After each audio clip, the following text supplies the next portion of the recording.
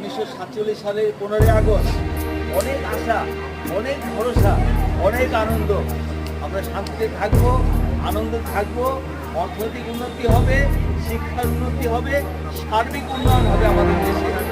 হয়েছে অনেক কিছু, কিন্তু বিগত কয়েক বছর ধরে যে ঘটনা ভারতবর্ষে দেখছি আমরা, এই ধরনের স্বাধীনতা আমরা কখনোই কাম্য করিনি। ভারতবর্ষের সংবিধানের 3য় অধ্যায়ে 12 থেকে 35 ধারাতে লেখা রয়েছে আমাদের সংবিধানের 6টি মৌলিক অধিকারের কথা। আর এই 3য় অধ্যায়ে সংবিধানে 19 থেকে 22 পর্যন্ত সেখানে স্বাধীনতার অধিকারের কথা বলা হয়েছে।